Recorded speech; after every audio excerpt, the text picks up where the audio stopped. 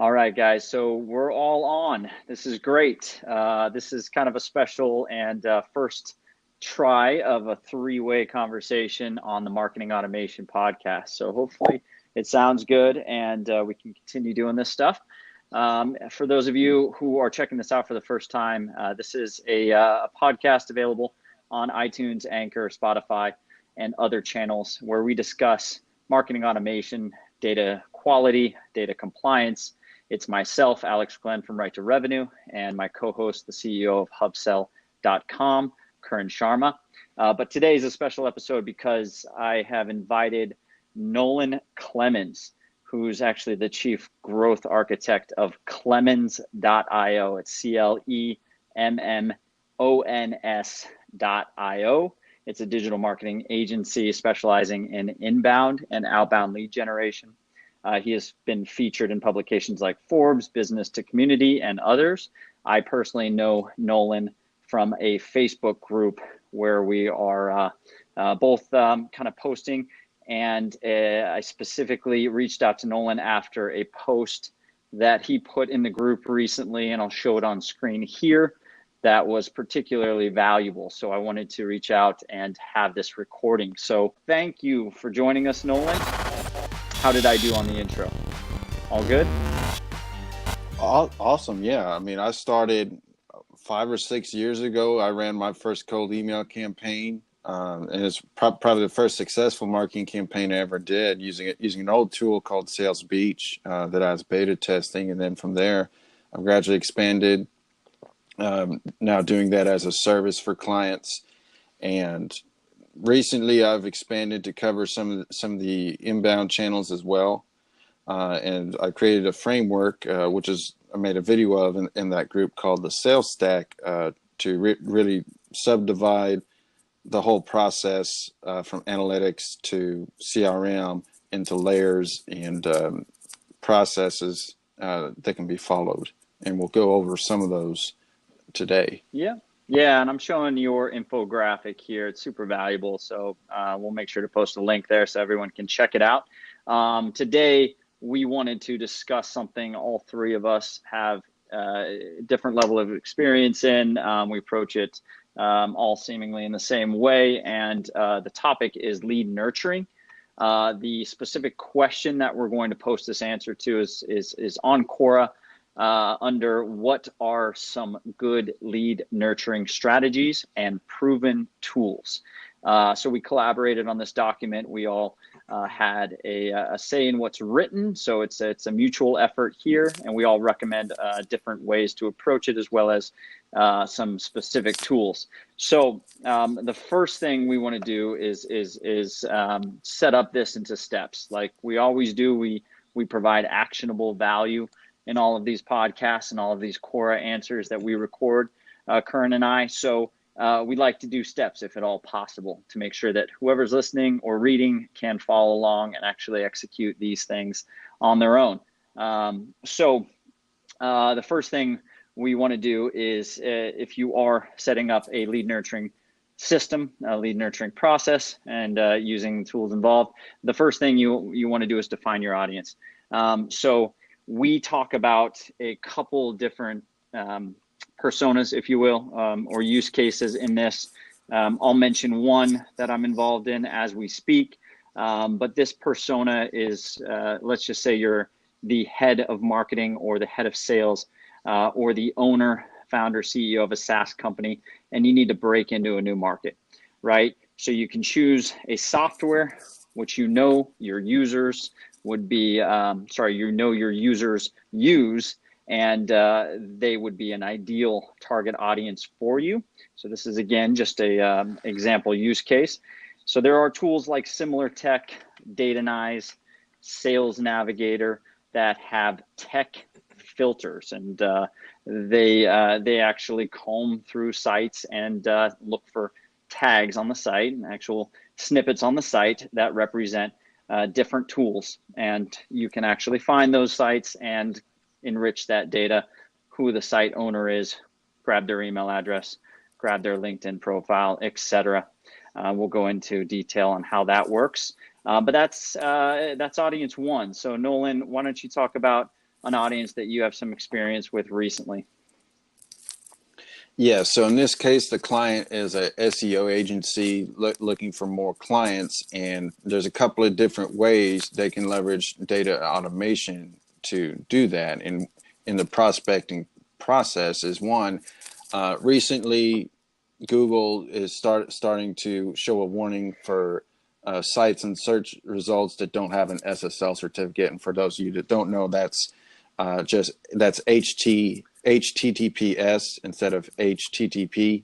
And on most major websites, they have it. Anytime you need, anytime you're using a credit card or collecting some personal information from visitors. But there's a couple of easy. That's an example, and then another one is I want to find people in a certain geographic region because local search is a big component to local businesses.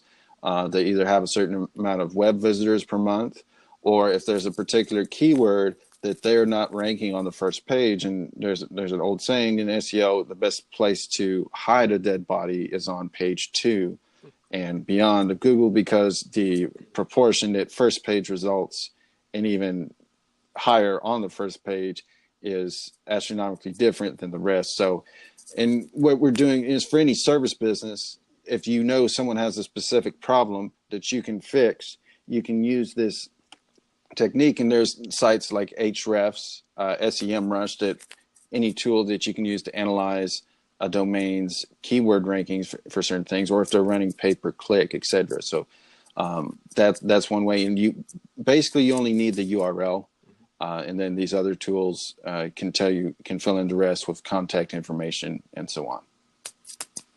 Very good. Very good. So, Karan, and you had something to say about LinkedIn Sales Navigator and some other sources that you can go ahead and to add to Nolan's use case here, I think he mentioned the SSL certificate and whether or not a website has it.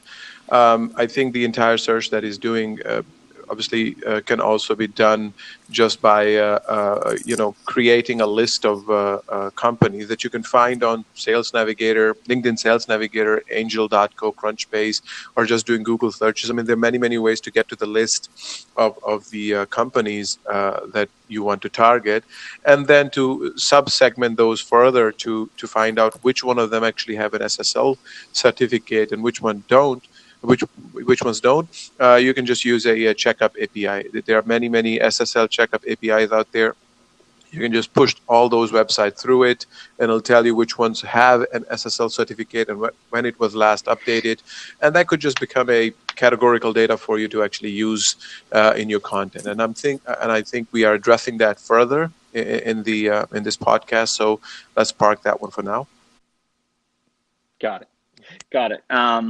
And we do have another episode on this. I'll link it here in the core answer. But we talk about lead generation. We talk about Sales Navigator specifically and the differences between Sales Navigator and LinkedIn. So definitely check that episode out if you have time. So that's great. So now that you've gone through step 1 and you've kind of defined your audience and where you're going to gather that audience, what you're going to use to actually pick out that audience from the World Wide Web, then the next step is to enrich and begin actually gathering that audience. So whether you're compiling into a database or what have you, you want to go ahead and enrich. And what do we mean by enrich? We mean adding fields, essentially. So, a certain tool may give you the website name, the company name, maybe the LinkedIn profile, but you need to go ahead and grab the email address, maybe a phone number, something like that. So there's different ways to approach the enrichment process, and my co-host Karan is the expert on that through hubsell.com. They provide this effort for clients. So why don't you go ahead and touch on some of the best practices for data enrichment? Yeah, absolutely. I think this fits really well into our wheelhouse. We've discussed this topic before in other podcasts. The goal here is really to focus on very qualitative data. And I think I'll just make a side note of going for bulk providers or actually enriching it yourself, or basically curating the data yourself. And I think we've made the point abundantly clear that bulk data is outperformed by curating data. Right. Mm-hmm. There are many reasons for that, and we can probably refer to another podcast. But once you decide to go for curated data, you have the choice between either having a trained team in your company, so an in-house team, or you can have an outsourced team of, let's say, virtual assistants somewhere in the East, or you could have a data curation provider, and that can compile a set of prospects, including any level of information that you need. Could be contact info, but could also be categorical data that allows you to segment your overall data set into smaller subsegments based on, let's say, department, seniority, tenure, gender, time in the position, age, industry, company size, so forth and so on. And then also provides you contact information, not just the conventional ones such as email address or phone number, but also provides you LinkedIn, social media, other social media URLs. So should you want to target them across different channels, you could by using a broad set of information. Once you have that, your data repository or database or the spreadsheet, whatever you have, must be cleaned. It should be validated. It should be enriched, and it should be sortable into smaller segments so that the content that you will send, and I think it's one of the later steps, can be customized. So let's say you're sending a message to 4 different people in the same company. One of them is a department head of sales, the other is marketing, the third is HR, and the fourth is, let's say, general management.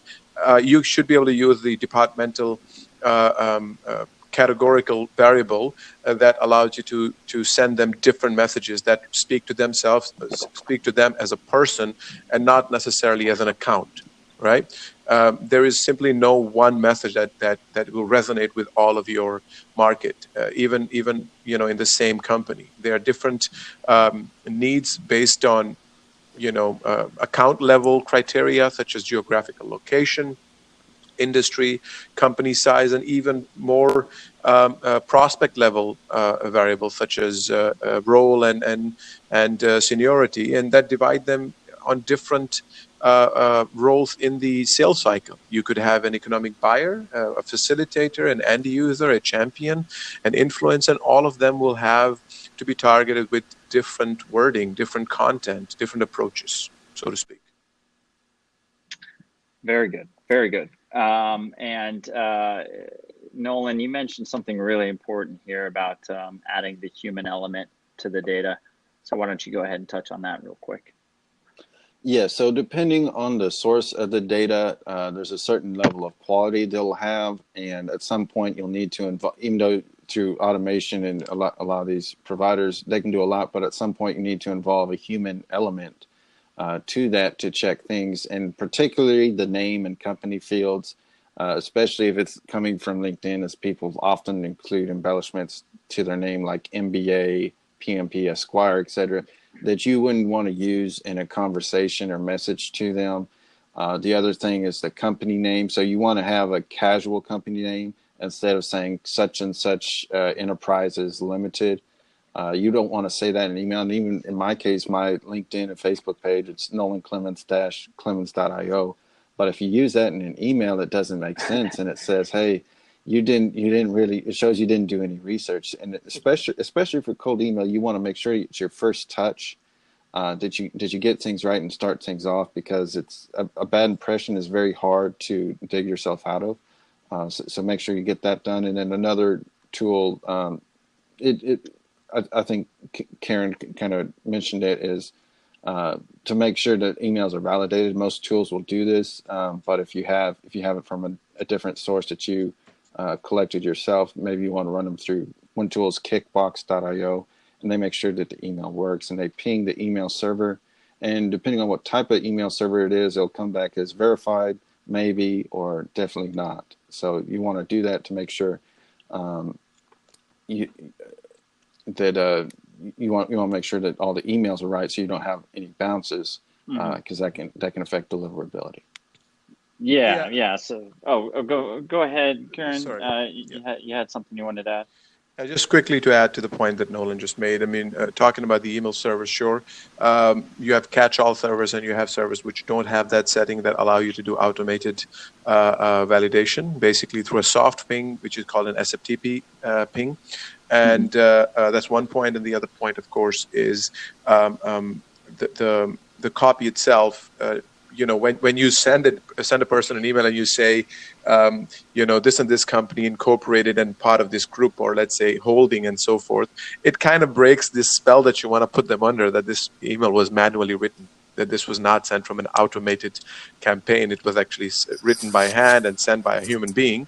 So I completely resonate the point you just made, Nolan, about making sure that the data is properly cleaned and that all of the information that is put in there appears to be handwritten. Yeah, exactly. And I will, because you were so polite and did not plug HubSell, I will plug a feature that one of the features that brought me to HubSell. But they have the ability, current software, has the ability to actually remove any of the LTD, LLC tags at the end of the company name when you're creating the dynamic text placeholder for company name. So you can use a shortened version of the company name where the software actually does remove any of those extensions there. So that's just a quick word about that. So check out hubsell.com if you have any needs around customizing the email text in a dynamic and automated fashion. But let's go into section 3. Section 3, we want to, I'm sorry, not section 3, step 3, to this cold outreach system, this lead nurturing system that we're discussing. We want to load audiences to ad accounts as new audiences, and then we want to launch ads. And this is a very important step that too many people and companies today are not doing. And we're talking about, again, lead nurturing, not just outreach, but we want to nurture these people into customers. And what do we have to do in order to nurture them into customers is give them low fidelity, low intrusion touch points that show thought leadership, that show credibility, so that when they actually do receive that message from a salesperson or the CEO, they have some sort of a background that says, yes, I remember you. I saw that case study you did, or I saw that testimonial, or I saw that video that you posted, and I'd like to learn more. I meant to do it, but I didn't have time, so I'm glad you reached out. So it makes that first messaging system a lot more beneficial, valuable, a lot more successful. So Nolan, you have some awesome experience with this. I'll hand it off to you, but actually first, for those of you who don't know, we're going to talk about CRM retargeting. CRM retargeting is the sort of name for what this section is about.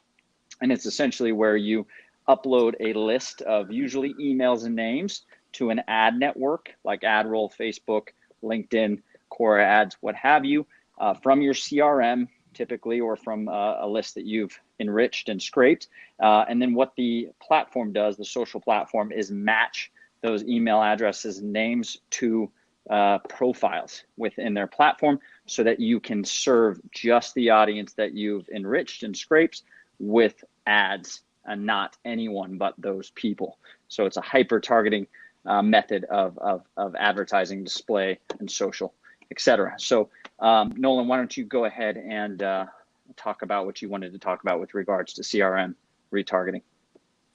Yes, and to reiterate what you said, Alex, a lot of, I think even the way Neil Patel explains retargeting is like if you take someone out on a date and ask them to marry you, they're not going to say yes. So a lot of sales, they don't happen on the first touch, or even like soccer. There's a lot of passes that happen before someone scores a goal, or even basketball, where the analogy is. And once you have your prospects, once you have your data, which is basically a spreadsheet or a CSV file, comma separated values, like Microsoft Excel, and like Alex said, you can upload that as a custom audience, and in some cases even create a lookalike audience based on that data for you to target. So there's two routes to go down. Once you have that, is one, you can essentially warm up this cold audience by targeting ads at them. And generally, I do something like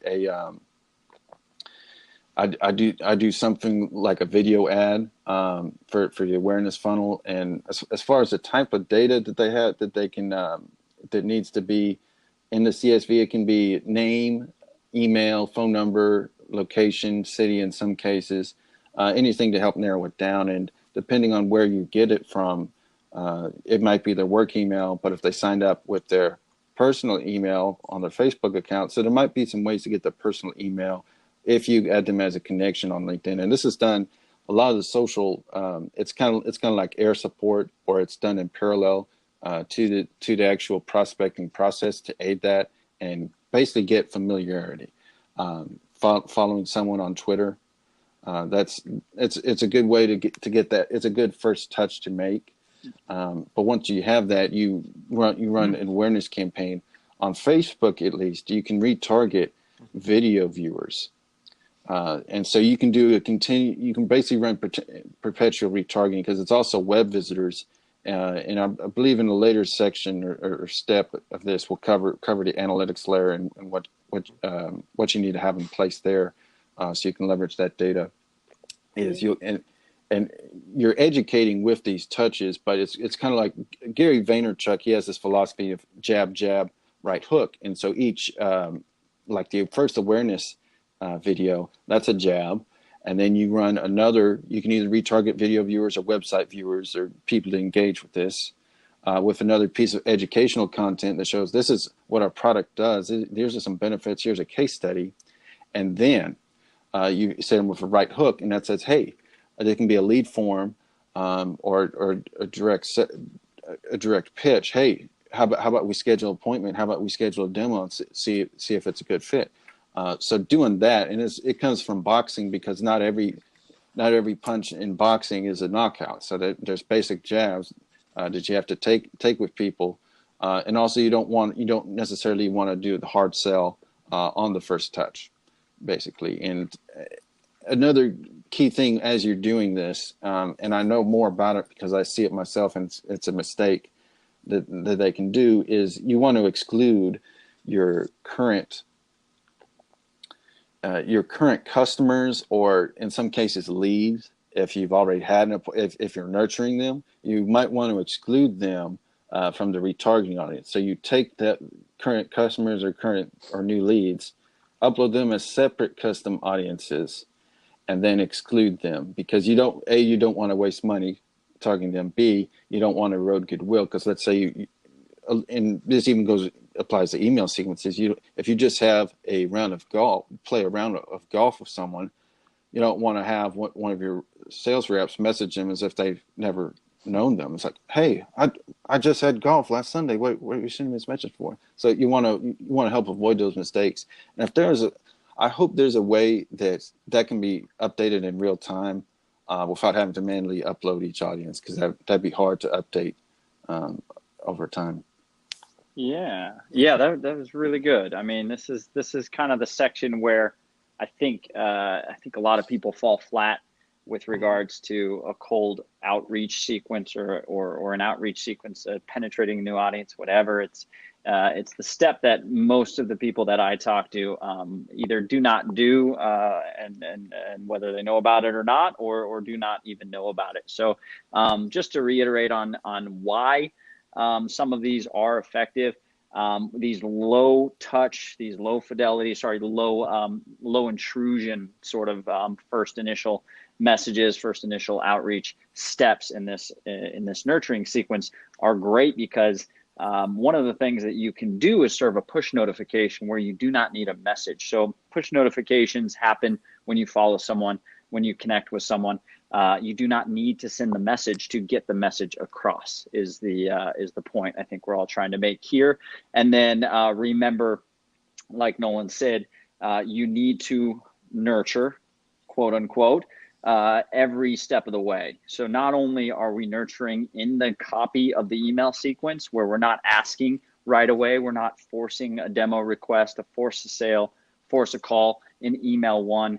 We are also taking that approach to the entire sequence, where we're sort of leading with these low intrusion touch points along the way, building the credibility before we finally ask for whatever we're going to ask for, the demo, the sale, the call, whatever it is. So take that as the kind of the mantra throughout this entire sequence, and use it in each step of the way. So Karan, did you have anything you wanted to add with regards to CRM retargeting, or should we go into step 4? I think the two of you covered it quite well.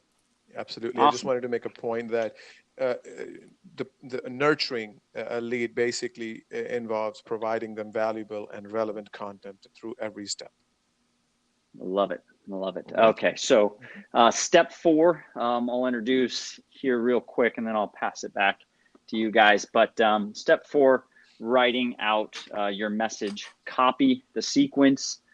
So in this step, you're going to focus on copywriting and the mediums to which your message is going to happen. The message is that the actual copy that you're going to send into an inbox, and that inbox does not have to be email. Obviously, that is something we recommend doing as one of the final touch points. But your message could be a direct mail piece. It could be a LinkedIn message sequence. It could be something like that. So it all involves copy. So we have a couple tools there that you can look into, like Hemingway app. Lob, for those of you who don't know, is a direct mail platform, lob.com. Sales Navigator, of course, as we all know, and hubsell.com. Those are the tools that we recommend at this stage, aside from obviously the ad platforms that you're going to use, like if you're going to use a LinkedIn message or a Facebook message or a Twitter direct message. Those are on here as well. So copy, just to finalize the emphasis here, copy is the emphasis, and it will make or break your nurturing campaign. So you could have the greatest ads ever, build a ton of credibility, and just completely drop the ball with the messaging copy. So it's a very important step. And Karan, why don't you go ahead and embellish on that? Yeah, absolutely. What I want to first briefly touch is the multi-channel versus single channel here. Assuming, let's say, you follow the steps of making sure that the audience is well defined, making sure that the data that you get is high quality, it's broad, it's validated, and all of that, then you shouldn't go ahead and make the mistake of just using that data on a single channel. Let's say email or cold calling or just one particular channel. You have the data, go multi-channel, maximize the return on that data by just targeting your prospects in a very, very let's say customized way over multiple channels, to basically get the max out of your data. That's the point that I want to make before I hand over to Nolan, and I think later on I'll come back with some more specific examples on what a campaign could look like. Yes. So, and for content marketing or SEO, the ideology is 10x content, and that you want as much information in there for SEO purposes and just for sharing purposes. So a lot of value. For cold email, it's the exact opposite. So the process, it's like sculpting versus painting. In painting, you're adding. In sculpting, you're removing. And that's what you have to do. In a lot of client cases, they'll send me like they were sending out a webinar campaign, and it was a pretty long email, and it's like, hey, this doesn't work. So most of the time, it's not necessarily that I'm copywriting, but I'm copy removing. So you only want what is vital to obtaining an initial response to that email. And it needs to be able to be read on a mobile device without having to scroll too much, because that's a lot of people will be reading and maybe answering on their phone. And if they are, that's good, because the beauty of mobile is that it can be instantaneous in some cases. One benefit of cold email outreach is that sometimes the only reason that they will reply is if they're genuinely interested, if they're bleeding from a neck, or if they're not interested, which is still a win from a sales development standpoint, because then you don't have to worry about investing any more efforts into that. Now, that doesn't mean that you should always cold contact someone. There's some certain subsets where you'd actually want an introduction to someone, and introductions are great. You can borrow the credibility of the mutual connection for that. And so there's a few tricks we might do in a later episode. We might also do one on LinkedIn, well, because a lot of it involves LinkedIn, that you can use for asking for introductions at scale. But they're always better. But the question is, how much time do you have to put into that? Because they can help move you up or down to the decision maker's level, and helps you build a relationship with the prospect. Awesome. Yeah, and Karan, you had some really great notes here to elaborate on what Nolan just said. Oh, yeah, absolutely. I mean, all of the points that Nolan just made, they're absolutely true. And I'm going to cover a few different points that are also relevant in the copy.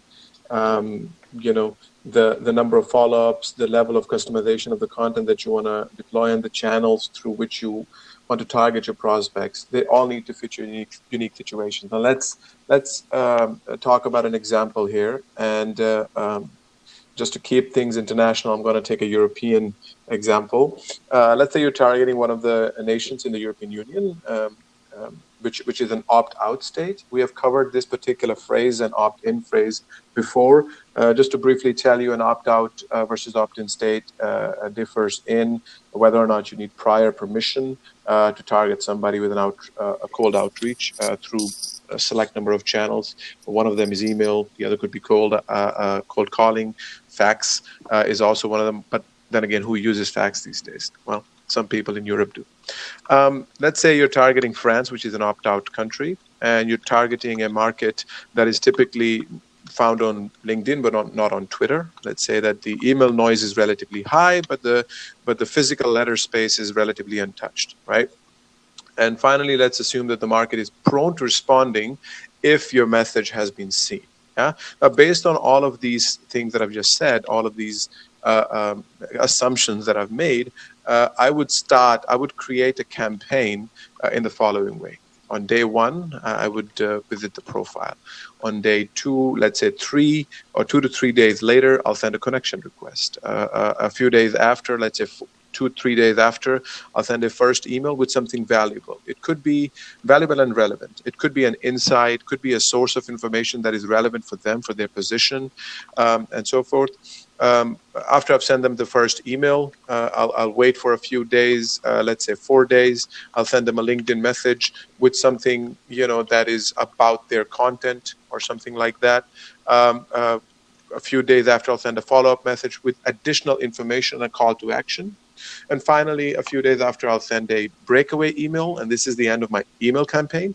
However, for all the people that have not been converted by this point, at this point, I'll mail them a physical letter.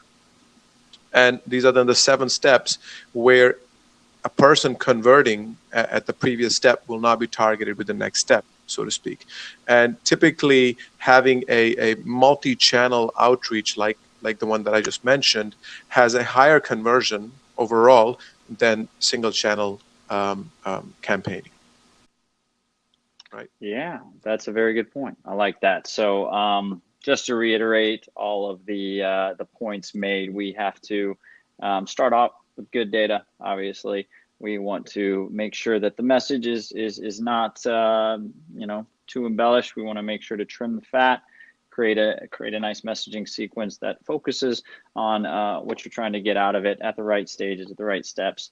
If you are focusing on the EU, if you are prospecting in the EU, make sure you are aware of whether it's an opt-in or opt-out country, and use the right messages, the right steps accordingly. And a physical letter is a great approach for certain audiences, and certain tools will allow you to actually automate the physical letter send as well. So great points there. That moves us into step 5 of your lead nurturing sequence. This is where you actually load the sequences and click the send button. So there's various strategies, best practices here, obviously a ton of different platforms. Karan and I actually did a really robust and detailed review of some of the cold outreach platforms that are available, and as pros and cons for each. So definitely check that out. I'll link to it.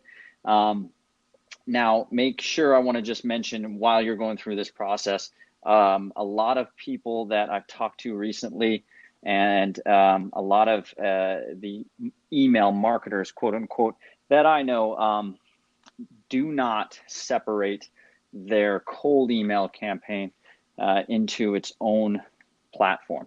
Their campaign. So this is just a pure, ease and organizational thing. You want to, try to keep all of your emails into one platform. So if you're using Yesware, or if you're using Campaign Monitor, whatever, a lot of people will just keep their cold outreach sequences in that platform as well. And a warm outreach sequence would be like your newsletter. Now, we touch on this in previous episodes, but you want to make sure to break off your cold outreach into a platform that's specifically built for cold outreach, not just because we can add these multi-channel touch points, but because the software itself allows you to do some things, and Karan will get into this in a second, that a general email drip sort of a platform will not allow you to do. Now, while we're talking about loading sequences and choosing mediums, you want to add a social message. We recommend it. This is a low intrusive message, a low intrusion message, if you will. It's a LinkedIn message or a Twitter DM or a Facebook message. Now, the caveat here is you must look good online. So you want to make sure that if you are doing a LinkedIn message, you can expect that person to check out your profile. So spruce up your profile. Make sure you've got some good content, some good thought leadership on your profile, recommendations, etc. if you're going to do this type of outreach before you begin. So Karan has a really good tactic, a really good recommendation, a tip. So I'll let you talk about why you send through Gmail or Outlook. Yeah, thank you. Now, I mean, you've covered this, the points about social media and everything really, really well. You mentioned something about the different tools out there that you would load your cold outreach into. And I want to differentiate the cold outreach from, just spray and pray, or let's say mail blasting kind of tactics. They are not exactly cold outreach, and cold outreach is supposed to be human-like. And done at a particular scale, which a human can do, let's say. Now, if you're using a third-party server to send your mails, I would advise against that, and in favor of using your own mailbox. Now, let's say you're using Google Suite or MS Exchange or MS 365. Your outbox is going to be your email address, basically. And when you are sending a message from your regular mailbox, it will appear to be a regular message. However, if you're sending it from a third-party server, it will have certain details in the message, something in the lines of signed by and sent on behalf, but sent from. Yeah. So what that would do is first of all, tell the recipient that this was not a handwritten message. Breaks the spell immediately. That this was actually targeted, relevant, valuable outreach, but rather this was part of a bulk message, and it will it will lower the open rate for you, because sending from bulk third-party servers is simply one of the spam signals. So if you do have the data and you did create awesome content, do yourself a favor and send it use the software that actually syncs with your outbox, or let's say your mailbox, to send messages from your outbox and not from a bulk third-party server. Yeah, I love it. And Nolan, you mentioned something about Zapier. I think that's important too. Yes, and so for those of you who don't know, Zapier, it connects the APIs of a lot of platforms, CRMs, email service providers, social media networks. An example would be when I change my Facebook profile picture, change my Twitter profile picture to match it. So, because virtually every service will have an API of some sort, this just connects it. And so you set up these what's known as triggers, or events that happen in one server based on their API, and you can do that for email opens, email replies, and things like that. And then you can have actions. When an email is open, I get a Slack notification. Now, sometimes the way open tracking works, it'll do that 9 times, or it may be good to know and see, depending on which service, you may be able to tell they opened on their iPhone in New York City. And you could say, hey, how was New York City? So there's some data you can use, and then also some depending on which cold email service. Some of them are trying out videos and in some cases custom images, which back to our earlier use case for SEO images, that can be useful to include a website audit or report, hey, this was what's wrong. This image is taking too long to load and will affect it. And you get a certain amount for free, but eventually you want to get the pro version of Zapier just so you're not limited to either events or how many services you can integrate and so on. Yeah, and that's without getting too technical. I think you get 100 with the free account, and Zapier is great for those use cases like you mentioned when we're talking about lead nurturing. It's really important, the timing of when these sort of touch points happen, and also how you follow up with those touch points. One of the other things that you can make sure to do is if your CRM does have this feature, it will actually send you a desktop notification, or if you have the mobile app, a push notification when someone is browsing your website. And that's important. So, as you're going through your sales routine, you want to make sure your SDRs or your sales team have sort of these notifications on, whether it's a mobile app notification or a CRM notification on desktop, so that if someone is browsing the site that's in these audiences that you're nurturing, and let's just say that person engages in an intercom chat or a drift chat on your website, you want to make sure to coach the SDR or yourself, if it's you, make sure that you take them out of the next cold email sequence if you're chatting with them live, because as far as I know, it would be very difficult. Zapier, you could probably do this, but automatically taking someone out of a campaign that exists in a cold outreach platform when they are entered into an intercom or drift chat would be a very difficult thing to do. So it's going to have to be probably for most of you a manual process, but just make sure you do that. If you've already chatted with them, don't let them see some cold email that introduces yourself when they just had a conversation with you. That would be bad. So I'll just end with that. Karan, do you have anything else to add with regards to step 5, choosing mediums, loading sequences, and sending? Just to add to the point you just made, instead of manually, if it's possible, I think you could use Zapier or Tray or IFTTT, IFTT. Tray's a great one. Yeah, that's new, and I haven't experimented with it yet, but Tray allows you to actually add API sort of mapping systems without having to custom code and build out those API maps within your tool. But I believe Tray would be something that you would use on a product level within your tool and not as a marketer or salesperson in your system. So Zapier would probably be the recommendation there, but definitely check out Tray.io. It's a really cool tool. So without going too deep down that route, let's move on to the 6th and final step. This is when you have a sequence running. You want to do real-time analytics, and you want to do real-time iteration and testing. So again, the tools that you're going to use are probably the same. You may have an analytics tool, but you'll get really good data with regards to the necessary metrics, which would be initially probably open rates and click rates within your email platform and your CRM.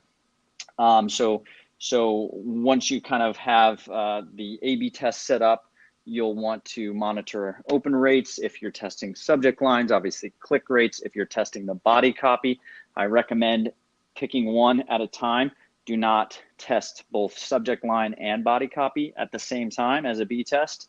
If you're doing a B test, keep the subject line the same, test body copy, or change the subject line and keep the body copy the same, monitor those results. Then you can look towards downstream metrics like your demo conversions from those campaigns or your registrations. If your campaign is pushing them to a product, obviously sales from that product, so on and so forth. So Nolan, why don't you talk real quickly about an insights tag that LinkedIn provides and what you can do with it? Yeah, so as part of there's several different pixels or analytics that you need to have on your website. And if you're not a web developer, you only need to tell your developer to install Google Tag Manager, and that contains it. And once that's on there, you can edit that directly without having to get into the website code. And that's Google Analytics, the Facebook Pixel, and the LinkedIn Insights tag. And these two, obviously, they tell you analytics, who's visiting your website, but they'll also tell you different things. And we'll go to LinkedIn. That will tell you which companies have visited your website based on the visitor's profile, as well as job titles, seniority, company size, location, industry, etc. And then there's another tool called Lead Feeder, which can also determine based on the IP address from Google Analytics data, it'll tell you which companies are viewing your site now. Sometimes it'll tell you the hotels and internet service providers, which is literally what Wi-Fi network they're using, or the schools, which could be in some cases useful, I suppose. But it also, the good thing about this is you can tell at the company level, if it does match the company, which pages they're browsing on your website and for how long and where they came from. Yep. Very cool. And I'll make sure to show the insights tag and kind of what that looks like on the back end. Because you can definitely do some cool stuff with it. And Facebook has its own. So, whether you're looking at an audience that you have defined in Facebook or people that actually come across your site, definitely do the analytics properly and act on those analytics properly, and test. And Karan, did you want to mention anything about analyzing? Yeah. I mean, you guys covered the real-time analysis and copy analysis quite well. I want to talk a little bit about the analysis of data. Now, let's say you have gathered high quality data and you can subsegment it. I would say compare those subsegments with each other to find out which one of these are really the best. Now, let me give an example. Let's say you're targeting 4 different personas in a particular company. You should be able to compare those 4 personas against each other. Let's say you targeted 100 of each, and 6 of one converted while only 2 of the other converted. Let's say persona A is 6% at conversion versus the persona D, which is 2%. You know that 2 is the least valuable for you. So when the next decision comes on what data to get, and you have budget confines and so forth, you're going to prioritize persona A. And that basically iterates the entire cycle. So you have micro iterations of A/B testing the copy, A/B testing the campaign structure, but then also the bigger level, which is A/B testing the entire segmentation process, or ABCDEF testing, however you want to call that. Got it. Yep. Mm-hmm. That's very good. Thank you for ending on that. And this has been a long recording. This is probably our longest episode yet. We're at 51 minutes so far. And I just have a conclusion here, and I'll pass it back to anybody who wants to add anything else. But to recap, step-by-step lead nurturing for a B2B business in this situation. But I believe these points that we made can work for any sort of B2C lead nurturing system as well. So to recap, number one, a good takeaway is just to make sure you are accurately and completely enriching your data. So, don't stop at just grabbing the website title and, an email address. Get their LinkedIn profile so you can act on that. Try to get another social account or 2 if you can. Get the length of time they've been in the position they're in, obviously the department, all that good stuff, so you can make some really customized sequences out of that. Another takeaway is to always serve a thought leadership showing or credibility showing piece of content in your retargeting ads to this audience before you actually reach out with a message. That will not only provide that awesome sort of introduction to you and your company in a credible way, but when they actually do get on the phone with you or in a chat with you, they will have some reason to listen to what you're about to say. This is especially necessary with service-based businesses, consultants, advisors, an SEO firm like we used in the example. So create thought leadership content. Put that thought leadership content into your retargeting campaigns before you send that initial outreach system. The sequence. And finally, be as human-like, the term that we like to use, Karan and I in this podcast a lot, is being human-like. Be as human-like as possible with regards to both the timing and the copy, as well as the medium at which you are sending these messages. So you can imagine, the old rules and the old methods of marketing automation may have siloed campaigns in email or phone or what have you. In the new world, we are able to add multiple touches, multiple channels to these cold outreach, these automations, and that shows your prospects that it's a real human being behind this outreach. So if you serve them a connection request on LinkedIn, then you follow them, and then you retweet something that they've done, or you go ahead and message them on Facebook, and then they receive that email campaign. That looks very, very customized. It looks very human-like, and that will spur a lot more attention to both your campaigns and engagement to whatever that touch point is. So that's what I'll say. I'll pass it back to anybody else who has anything else they would like to add. Nolan, Karan? Yeah. So I recently published a course on Udemy that covers outbound B2B lead generation and marketing automation, a lot of what we covered, and I have a screen share set up and go into detail each layer. And I published that with Ali Mirza, and the link for that is go.udemy.io/Udemy-course-discount. Or if you want to go to my website, my chat bot on there, and you can find a link to it. And the discount code is code 10. So normally it's about $200, but if you use this code, you can take it for $9.99. And I also share some both inbound and outbound growth tactics in my Facebook group called Growth Architects, and that's facebook.com/groups/growth architects. I love it. Yeah, and it's been a pleasure, Nolan. We're both really appreciative of the time. You took a lot of time today. I think we created some really valuable content. So I don't know who asked this question on Quora, but thank you for asking it, and we hope you liked the answer. I'll go ahead and syndicate this to the podcast, put it up on YouTube, put it up on Quora, so everybody can read, listen, or watch. Thanks for having me. Yeah, buddy. Let's do this again soon. Karan, anything else before I end? All good. Everything, I think we covered here, I'm very happy with. And looking forward to doing another episode with you, Nolan, very soon, hopefully. Oh, definitely. You bet. All right, guys. Talk soon, guys. Thanks a lot. Take care. Bye. Ciao. Bye-bye. Goodbye.